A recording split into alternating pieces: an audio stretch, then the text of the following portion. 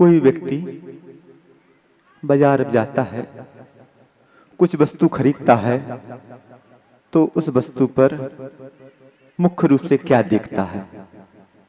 सबसे पहले इस वस्तु की कीमत क्या है, इस वस्तु की मैन्युफैक्चरिंग डेट क्या है और इस वस्तु की एक्सपायरी डेट क्या है, उसकी उत्पादन तिथि, उसकी समाप्ति की तिथि और उसकी कीमत। वस्तु खरीदते हैं, एक्सपायरी की डेट भी देख लेते हैं, परंतु अभी भैया जी ने भजन गाया एक और बहुत अच्छी बात बोली कि हे नाथ अब ऐसी कृपा हो यह जन्म निरर्थक न जाने पाए। निरर्थक और सार्थक क्या चीज हो रही है? हमारा जन्म हुआ है, हर व्यक्ति को मालूम है कि हमारी मैन्युफैक्चरिंग डेट क्या है। प्रति समय हमारी एक्सपायरी डेट नजदीक आती जा रही है। अभी स्मरण होता है, प्रत्येक समय हमारा मरण हो रहा है, प्रत्येक समय हम पुराने होते जा रहे हैं। पूछा जाता है हाउ ओल्ड आर यू, आप कितने पुराने हैं। एक दिन का बच्चा भी होगा और पूछा जाएगा हाउ ओल्ड आर यू, तुम कितने पुराने हो। हम पुराने होते जा रहे हैं, जन्म भी ले लिया है, परंतु हमारा जीवन कितना सार्थक हो रहा है, हम अपने जीवन की कितनी वैल्यू कर रहे हैं, कितनी कीमत आंक रहे हैं। इस बात का यदि हमारा ध्यान जाए, उपयोग जाए, चिंतन हो, तो कुछ इस मनुष्य जीवन की सार्थकता हाथ में आएगी। और यदि कुछ भी उपयोग नहीं हो रहा है, हमारी स्थिति क्या बन रही है? हमारी स्थिति उस कोल्लू के बैल की तरह है कि कोल्लू के बैल के ऊपर तो आंखों पर पट्टी बंधी हुई है, परंतु हमारी आंखों पर पट्टी बंधी नहीं है, हमने स्वयं आंखों पर पट्टी बांध ली है। कुछ सोच ही नहीं पा रहे हैं कि हमारे जीवन की सार्थकता आखिर होगी तो कैसे होगी। वीतराग प्रभु के दर्शन करने जाते हैं, सबसे मुख्य शिक्षा क्या मिलती है? वीतरागता की शिक्षा भगवान से मिलती ही है, परंतु भगवान हाथ पर हाथ रखकर बैठे हुए हैं। वह बोल रहे हैं कि साथ में कुछ भी नहीं जाना है, सब यहीं छूट जाना है। जब सब यहीं छूट जाना है तो छूटने से पहले हमें आसक्ति को छोड़ना है। हम अपनी आसक्ति को नहीं छोड़ पा रहे हैं, इसलिए जो अस्थायी वस्तु है, जितना भी प्रयोजन हो रहा है, सब अस्थायी वस्तु के लिए ही हमारा पुरुषार्थ हो रहा है। हम अपने आत्म तत्व की ओर दृष्टि न ले जाकर जो जड़ वस्तु है, पुद्गलिक वस्तु है, उसके पीछे हम भाग रहे हैं। और जब उसके पीछे भागते रहेंगे तो हमारी स्थिति क्या होगी? हमारे घर परिवार में ऐसे बुजुर्ग बार्ग भी होंगे कि जो 70-80 के हो गए, परंतु अभी भी दुकान उनसे छूट नहीं रही है। क्यों नहीं छूट रही है? क्योंकि उनको अपनी मालूम ही नहीं है कि हमारे जीवन की सार्थकता क्या है। ऐसे व्यक्ति की एक्सपायरी कहां हो जाएगी मालूम नहीं। कल एक बहुत अच्छी बात सुनने में आई कि विदेश की संस्कृति क्या है और भारतीय संस्कृति क्या है। विदेश की संस्कृति खाओ पियो और ऐश करो, होटल में जियो, अस्पताल में मरो। किसी ने बताया, सुनाया? तो अस्पताल में मरो, एक्सपायरी डेट अस्पताल में। बहुत कुछ व्यक्तियों की अस्पताल में एक्सपायरी डेट होती है। अब सोच लीजिए कि हमें क्या करना है, हम क्या करते चले जा रहे हैं। एक्सपायरी डेट की बात आती है, एक जिनका नया नया विवाह हुआ था, आए महाराज के पास, दर्शन किए, महाराज ने कुछ धर्म उपदेश देने की बात की, कही कर रहे थे। और व्यक्ति बोलता है महाराज मुझे जल्दी जाना है। महाराज ने बोला कहाँ जाना, जल्दी जाना है? बोलता है महाराज अभी अभी शादी हुई है, सोच रहा हूं कि जीवन बीमा करवा लूं, जीवन के साथ भी और जीवन के बाद भी। हर व्यक्ति की ऐसी मानसिकता है कि जीवन बीमा जीवन के साथ भी और जीवन के बाद भी, परंतु ऐसा नहीं है। महाराज ने बोला कि भाई साहब, आपको इतना तो ज्ञात हो गया है कि जीवन में कुछ भी घटित हो सकता है, इसलिए जीवन बीमा करवाने जा रहे हो, तो क्यों ना कुछ नियम संयम ले लो, कुछ आत्मोद्धार का काम कर लो। तो बोलता महाराज, अभी कहां, ये सब तो काम बुढ़ापे के हैं। बुढ़ापे के, धर्म का काम बुढ़ापे का। धर्म का जीवन तो ऐसा होता है कि जीवन के साथ भी और जीवन के बाद भी। आप लोग इस बीमा को तो बोलते हैं कि जीवन के साथ भी और जीवन के बाद भी, परंतु वह जीवन बीमा जीवन के बाद होता ही नहीं। जीवन के बाद किसके काम आएगा? जो हमारे हैं नहीं, उनके काम तो धन पैसा आ सकता है, परंतु हमारे काम क्या आएगा? तो हमारे काम वह धर्म रूपी जीवन बीमा ही काम आएगा कि जीवन के साथ भी और जीवन के बाद भी। धर्म जिसके जीवन में है, उसके जीवन इस लोक की भी सार्थकता है और परलोक भी कुछ अच्छा व्यतीत होगा। हम लोग धर्म की बात कर रहे हैं, परंतु अभी जब तक हमारे जीवन की सार्थकता धर्म के माध्यम से ही आएगी। और हमारा जीवन का धर्म क्या चीज है? तो मात्र पूजन पाठ तो हर कोई कर लेता है, करना चाहिए। यदि हमारे आत्म कल्याण होगा तो वितराग प्रभु की शरण में ही होगा, परंतु वितराग प्रभु की शरण को प्राप्त कर लिया और हमारा जीवन वैसा का ही वैसा, हमारे जीवन में कुछ परिवर्तन नहीं आया, तो क्या आपने धर्म किया? नहीं, आपने धर्म किया ही नहीं। हमारी चार कसाएं ज्यों की त्यों बनी हुई हैं। चार कसाओं को हम समन नहीं कर पा रहे हैं, उपशमन नहीं कर पा रहे हैं। जो भाव मंदिर में रहते हैं, वह भाव यदि हमारे 24 घंटे बने रहे तो सोच लीजिए कि आपका मंदिर जाना सार्थक हुआ। परंतु मंदिर गए और मंदिर से जैसे ही बाहर आए, हमारी स्थिति क्या हो जाती है? क्या हम जो मंदिर के अंदर थे वह मंदिर के बाहर रह पाते हैं? तो नहीं, वह हम मंदिर के बाहर नहीं रह पाते हैं। ऐसा क्यों हो रहा है? तो आत्म तत्व की बात, आत्मा की बात, हम आत्मा की बात सुनते हैं परंतु उसको जीवन में उतार नहीं पाते।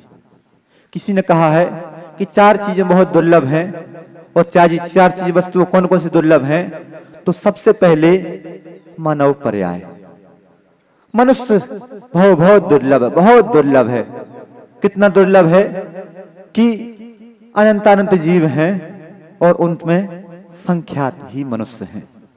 अब सोच लीजिए कि अनंत जीवों में संख्यात ही मनुष्य हैं, तो सोच लीजिए कि कितना दुर्लभ है मनुष्य पर्याय को प्राप्त करना।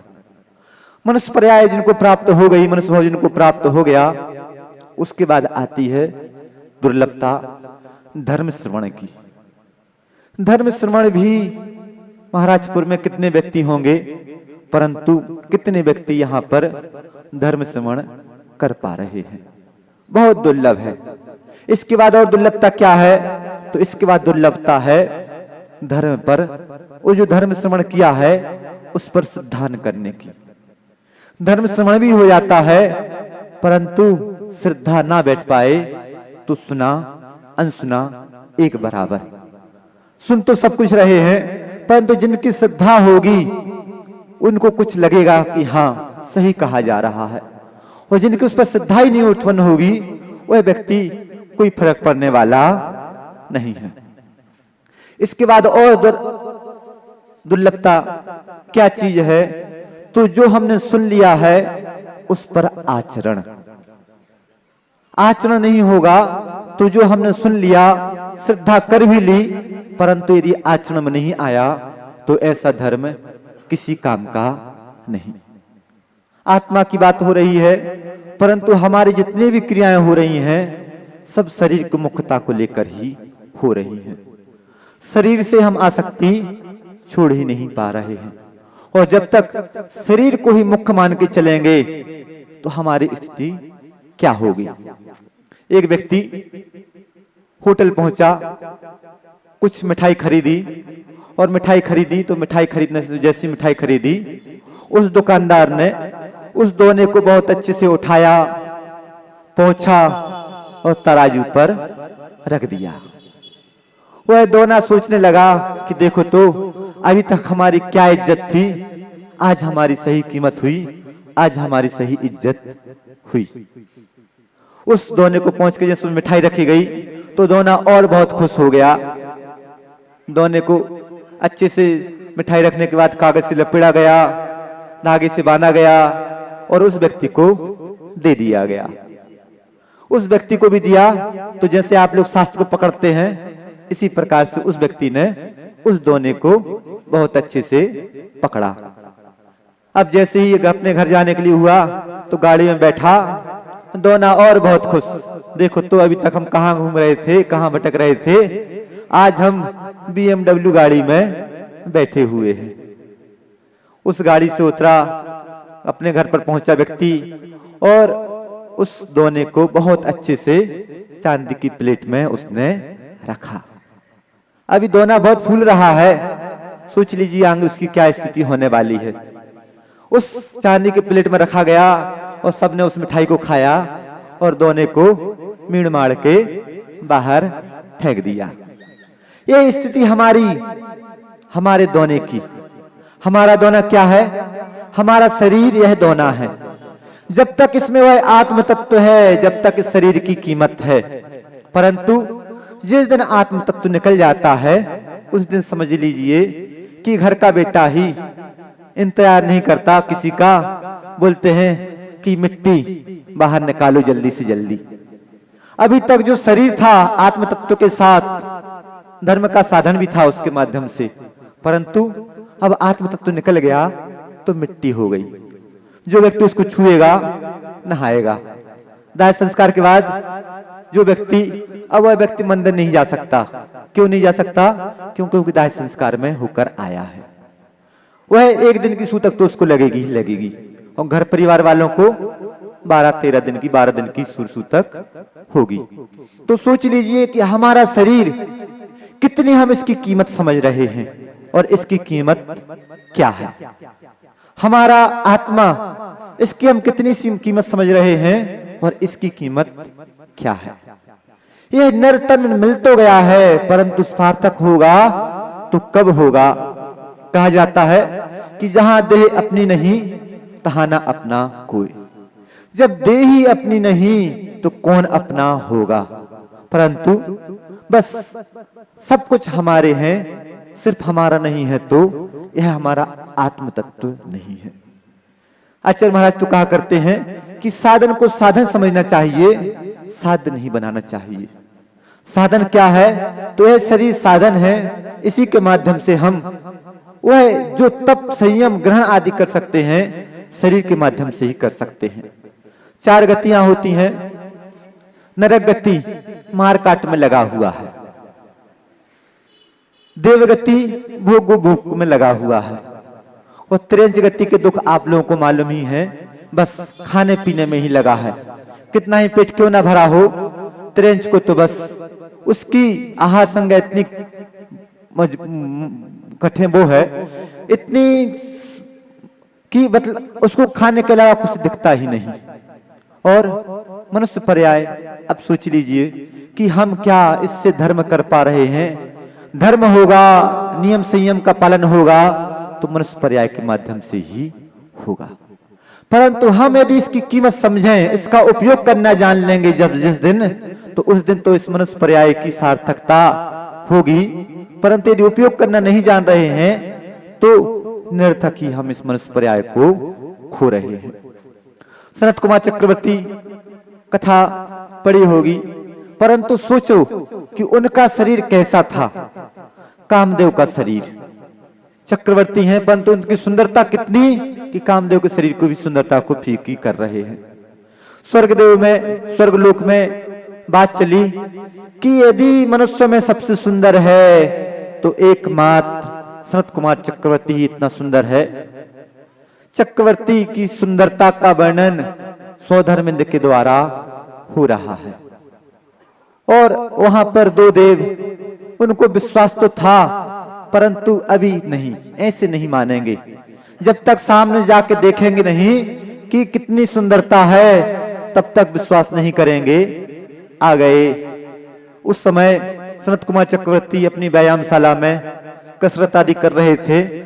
धूल से सना हुआ उनका शरीर, पसीने से लथपथ उनका शरीर, और जैसे ही देवों ने आके देखा तो देखते ही रह गए कि नहीं, जैसी स्वधर्मेंद्र ने कहा, महाराज ने कहा कि इतनी सुंदरता है, इतनी सुंदरता है, उससे कहीं ज्यादा सुंदरता देखने में आ रही है। बस जैसे ही उनकी सुंदरता प्रशंसा की गई, कुछ गुदगुदी तो होती है, कोई किसी गुणों की बात कर ली जाए तो कुछ गुदगुदी तो होती है।